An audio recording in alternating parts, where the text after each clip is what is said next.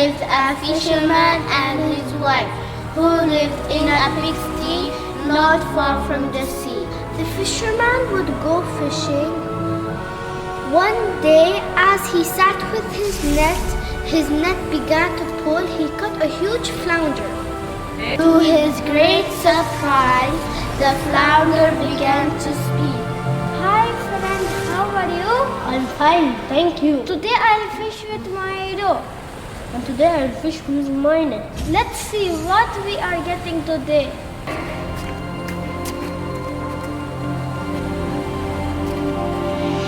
Please let me live. I'm not a real fish. I'm an enchanted prince. Please put me in the water again and let me go. You can save your breath. I had nothing to do with the talking fish. Mama, get some food. I'm hungry. What I will give? I don't have any food. Oh no. Did you catch anything? No, I catch a flounder who came to be an enchanted prince, but I let him go. Did you make a wish? How are you supposed to find him again? Go back to the edge of the water and call him out. He's bound to come to you as you granted him a favor. So the husband did as he was told, as husbands often do. When he got to the edge of the sea, he called out, Flounder, flounder in the sea, rise him up and swim here to me. My wife Isabel have her own way and she wants me to have a few of them. The fish immediately came swimming to him.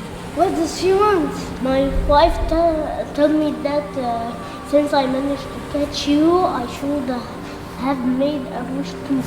She is tired to live in a city and she is rather to live in a little cottage. Go back home, she's already living in it. The fisherman went home and was sure enough that his wife was sitting on a bench by a door of a little cottage. Husband, come and take a look. There is a parlor and bench, look, and a little kitchen too. Isn't this marvelous? I just hope it stays that way. Then we can live in peace. We'll see about that. Everything was all right for a week or two. The wife went to the fisherman. Listen to me, husband. This cottage is getting really too crowded, and the bars and garden are really too small, and the fish could have given us a much bigger house. Go back to the flounder and ask for a stone castle. He's sure to give us a stone castle. No, wife, he already gave us that perfectly fine house. I don't want to go back again. He may be offended. Nonsense! Just get going! He won't mind! But he went anyway because he had to live with his wife, and he knew that she would to continue to nag him about it. When the fisherman reached the edge of the sea, he called out again, Flounder, flounder in the sea, rising up and swim to me. My wife Isabel has their own will and she sent me to have a few days. Well, what does she want this time? She wants a big stone castle. Go back home. She's already living there. When the fisherman went home, there was a big stone castle where the little cottage had been. His wife was waiting at the entrance.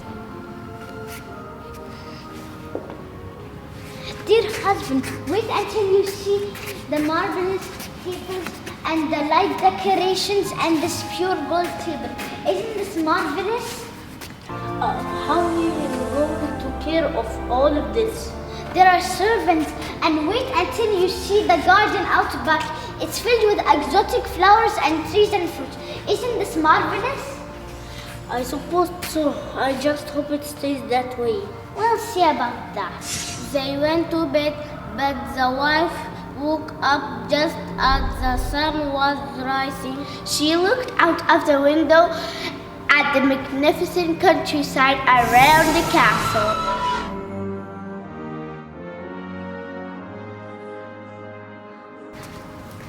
Husband, wake up! husband, get up. Look how the window. Why can't we be the rulers of the land? Oh no. Go tell the flounder that you want to be a king. But I don't want to be a king. Maybe you don't want to be a king, but I want to be a king. I can't tell the founder that. Why can't he won't mind? Just get going. I have to become king. But as unhappy as he was, he went anyway.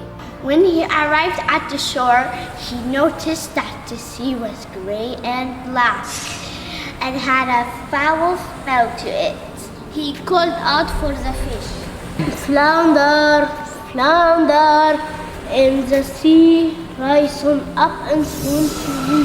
My wife Isabel have her own well, and she sent me to have favor of the day. What does she want this time? I don't know how to say this. Just say it. The thing is, she wants to be the king. Go back home, she's already. When the fisherman got home, there was a much larger castle with magnificent decorations. There were many guards and sounds of drums and trumpets filled in the air.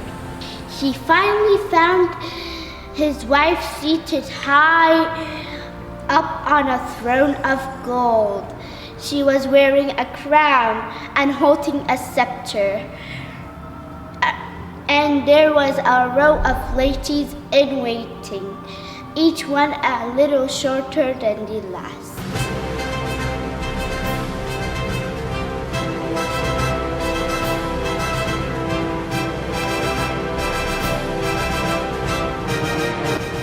No. Being king is just fine, but I think I would like to be emperor as well. Go tell the flounder that I would like to be an emperor. Why you want to be the emperor? There is only one emperor, and that's really why you are not want to being happy and like king. Would you just get going? I have to be emperor. This is not going to end well. When he arrived at the shore, he noticed that the sea was black and murky and had a slimy yellow foam. Fisherman, take a deep breath and call out for the fish. Flounder, flounder, in the sea, rise from up and swim here to me. My wife Isabel have her own well, and she sent me to have a favor of day. Well, what does she want this time? Oh, flounder, my wife want to be the emperor.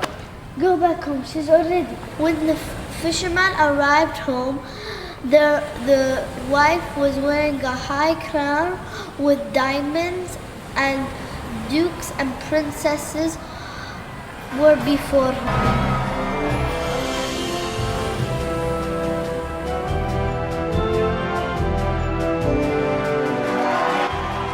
Now you are happy. You are the emperor now.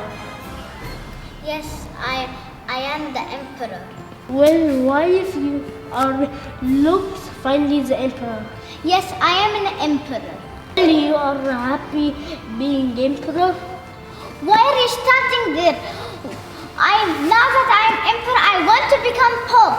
Go talk to the flounder and tell him that I want to become pope. Are you joking? The flounder can't make you pope.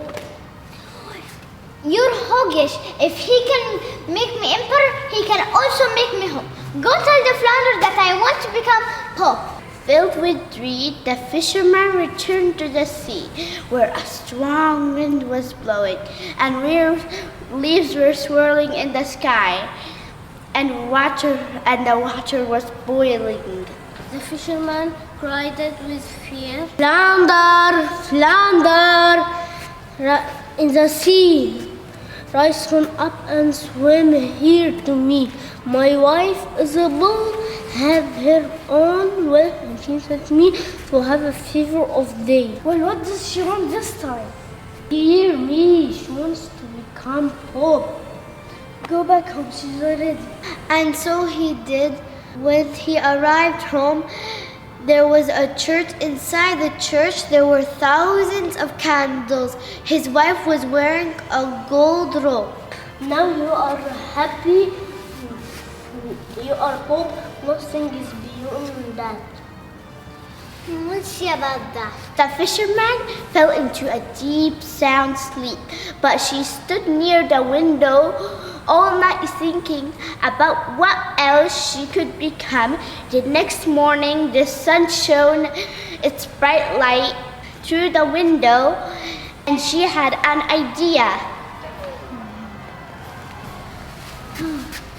Husband, wake up. If I can't make the sun and moon rise and set, but have to watch them rise and set, I won't have a moment peace. Wives, the Flounder can't make you that. He can make you an emperor and pope, but he can't make you the god. Nonsense! If he can make me pope, then he can also make me good. Go back to the Flounder and tell him that I have to become good. The fisherman pulled on his trousers. He ran like a madman. Outside, a storm was raging, and the wind was blowing so hard that the fisherman had to push against the wind. Thunder and lightning filled the air, and the sea was rising in great black waves. Flounder, the sea risen up and swam to me. My wife is a bull. Have her on one. She sent me to have a favor of day. Wait, what does she want this time? Do you mean she wants to become the god? Go back home. She's already living in a big city again. That is where he lived to this very day. What would be a fisherman's wife to gang to the mussels with scrubber and a knife? A deed of fire in a river bed, water the scalps in the morning.